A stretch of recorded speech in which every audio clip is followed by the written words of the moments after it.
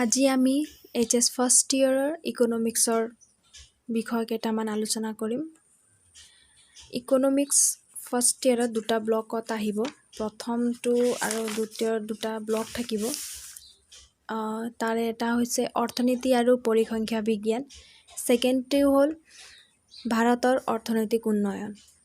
আজি ব্লক 1ৰ প্ৰথম চেপ্টাৰটো আমি ডিছকাছ কৰিম, অৰ্থনীতি আৰু পৰিসংখ্যা বিজ্ঞান।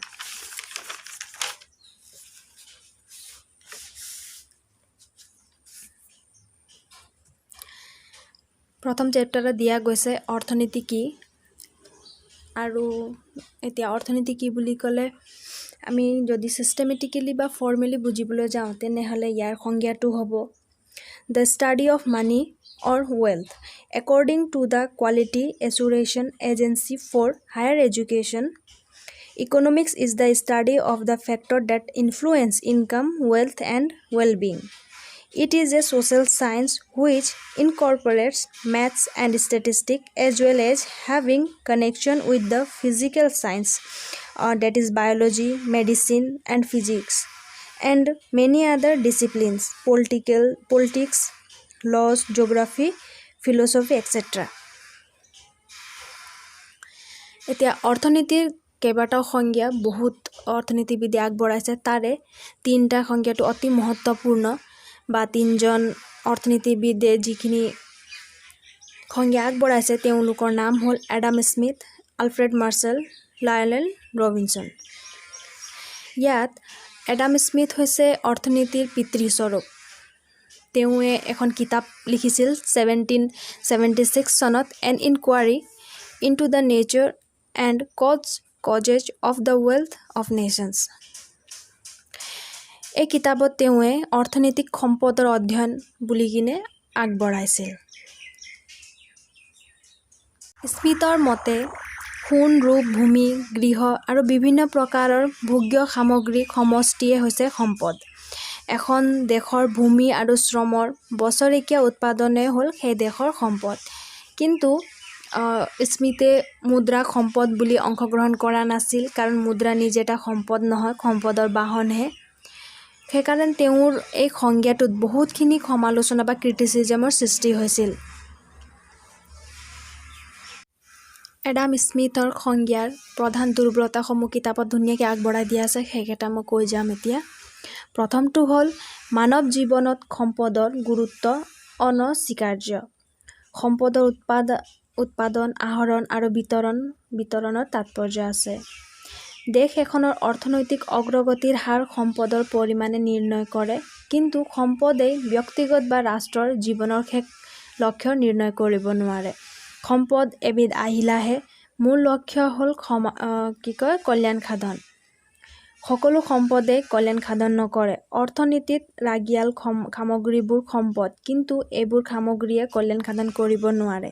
গতিকে স্মিথৰ সংজ্ঞাটোৰ সম্পদৰ ওপৰত অত্যাধিক গুৰুত্ব প্ৰদান কৰা হৈছে আৰু কল্যাণ সাধনৰ বিষয়টোৱে যথোচিত গুৰুত্ব পোৱা নাই।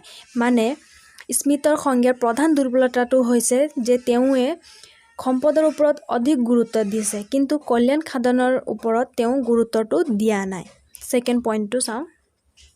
কাৰ্লাইল, ৰাস্কিন প্ৰমুখ চিন্তানায়কসকলে আঙুলিয়াই দিছে যে স্মিথৰ সংজ্ঞা মতে সম্পদে যদি অৰ্থনীতিৰ বিষয়বস্তুৰ কেন্দ্ৰীয় বিন্দু হয় তেনেহ'লে অৰ্থনৈতিক যক্ষবাণীৰ বুলি ক'ব লাগিব। সম্পদৰ ওপৰত অধিক গুৰুত্ব প্ৰদান কৰাৰ ফলত, অৰ্থাৎ বস্তুদায়ক অধিক প্ৰাধান্য দিয়াৰ ফলত ব্যক্তিগত আৰু ৰাজহুৱা জীৱনৰ নৈতিক আৰু মানসিক দিশ দুটা অৱহেলিত হ'ব। গতিকে অৰ্থনীতি নিৰাশাবাঞ্চক বিজ্ঞান হৈ পৰিব। ইয়াত কোৱা গৈছে যে স্মিথৰ সংজ্ঞাই অকল সম্পদৰ ওপৰতহে বেছি গুৰুত্ব আৰোপ কৰিছে, লগতে নৈতিক মানুহৰ ব্যক্তিগত আৰু ৰাজহুৱা জীৱনৰ নৈতিক আৰু মানসিক দিশ দুটাটো অৱহেলা কৰা গৈছে। এই সংজ্ঞাটোক আমি পাৰফেক্ট বুলি ক'ব নোৱাৰোঁ। 3 নম্বৰ পইণ্টত কোৱা গৈছে অৰ্থনীতিৰ মূল বিষয়বস্তু হৈছে আৰ্থিক সমস্যাৰ অধ্যয়ন। এই সমস্যাৰ সৃষ্টি হয় ঘাইকৈ দুটা কাৰণত: অসীম অভাৱ আৰু অভাৱ দূৰীকৰণৰ বাবে সম্পদৰ সীমিত পৰিমাণ। স্মিথৰ এই সংজ্ঞাটোত এই সমস্যাটোত উল্লেখ নাই, সেইকাৰণে এই সমস্যাটোত ব্যাখ্যা আগবঢ়োৱা হৈছে ৰবিন্সৰ সংজ্ঞাত। এতিয়া আমি আলফ্ৰেড মাৰ্শ্বালৰ সংজ্ঞাটো আলোচনা কৰিম। তেওঁ কেম্ব্ৰিজ মহাবিদ্যালয়ৰ অৰ্থনীতিবিদ আছিল। তেখেতে 1890 চনত এখন গ্ৰন্থ লিখিছিল। গ্ৰন্থটোৰ নাম হ'ল প্ৰিন্সিপল অফ ইকনমিক্স। তাত তেখেতে অৰ্থনীতিৰ কল্যাণভিত্তিক সংজ্ঞা হিচাপত দাঙি ধৰিছে। মাৰ্শ্বালে 1892 চনত আৰু এখন গ্ৰন্থ লিখি উলিয়াইছিল। গ্ৰন্থটোৰ নাম হ'ল ইকনমিক্স অফ ইণ্ডাষ্ট্ৰী। মানে দুটা গ্ৰন্থৰ দ্বাৰা তেওঁৱে ইকনমিক্সৰ ওপৰত এটা বেলেগ সংজ্ঞা দাঙি ধৰিছিল। মানে সংজ্ঞাটো হৈছে তেখেতে সম্পদৰ ওপৰত গুৰুত্বটো কম দিছিল, লগতে মানৱ অধ্যয়নৰ ওপৰত গুৰুত্বটো অলপ বেছিকে দিছিল। এতিয়া ইয়াত আৰু এটা প্ৰশ্ন আহিব পাৰে তোমালোকক, স্মিথৰ সংজ্ঞাৰ সৈতে মাৰ্শ্বালৰ সংজ্ঞাৰ এটা তুলনামূলক গুৰুত্বপূৰ্ণ ধাৰণাটো দাঙি ধৰিবলৈ ক'ব পাৰে বা পাৰ্থক্যটো কি এনেকুৱা ধৰণৰ ক'ব পাৰে। কিতাপত ধুনীয়াকৈ দুটা পইণ্টত দিয়া গৈছে, তোমালোকে কিতাপৰ পৰা চাই লিখিব পাৰিবা। প্ৰথম পইণ্টত দিয়া গৈছে স্মিথৰ সংজ্ঞাত সম্পদৰ ওপৰত অধিক গুৰুত্ব প্ৰদান কৰা হৈছে, কিন্তু মাৰ্শ্বালৰ সংজ্ঞাত মানৱ অধ্যয়নত প্ৰাধান্য দিয়া হৈছে। 2 নম্বৰ পইণ্টত কোৱা গৈছে স্মিথৰ সংজ্ঞাত কল্যাণ সাধনৰ প্ৰসংগটো উল্লেখ কৰা হোৱা নাই, কিন্তু মাৰ্শ্বালৰ সংজ্ঞাত বস্তুগত কল্যাণ সাধনৰ স্পষ্ট উল্লেখ আছে। সেয়ে স্মিথৰ সংজ্ঞাৰ তুলনাত মাৰ্শ্বালৰ সংজ্ঞাটো অলপ শ্ৰেষ্ঠ বুলি আমি ক'ব পাৰোঁ। স্মিথৰ সংজ্ঞাৰ তুলনাতকৈ মাৰ্শ্বালৰ সংজ্ঞা শ্ৰেষ্ঠ হ'লেও কিন্তু ইয়াৰ আসোঁৱাহ নথকা নহয়। ইয়াৰ কেইবাটাও আসোঁৱাহ আছে। ই অকল বস্তুগত কল্যাণ সাধনৰ কথাহে উল্লেখ কৰিছে, কিন্তু এতিয়া অবস্তুগত বহুতখিনি বস্তু আছে যাৰ দ্বাৰা কল্যাণ সাধন সৃষ্টি কৰিব পাৰি। সেইটো এটা প্ৰথম দুৰ্বলতা হ'ব। দ্বিতীয় আসোঁৱাহটো হৈছে কল্যাণৰ পৰিমাণ জুখি উলিয়াব নোৱাৰি। কল্যাণ সাধন মানসিক সন্তুষ্টিৰ সৈতেহে জড়িত। বাস্তৱৰ ক্ষেত্ৰত বস্তুগত কল্যাণ বৃদ্ধি হৈছে নে হ্ৰাস পাইছে সেই বিষয়ে সঠিকভাৱে একো ক'ব পৰা নাযায়। গতিকে অৰ্থনৈতিক নীতি নিৰ্ধাৰণত মাৰ্শ্বালৰ প্ৰদত্ত ধাৰণাটোৱে সহায় কৰিব নোৱাৰে।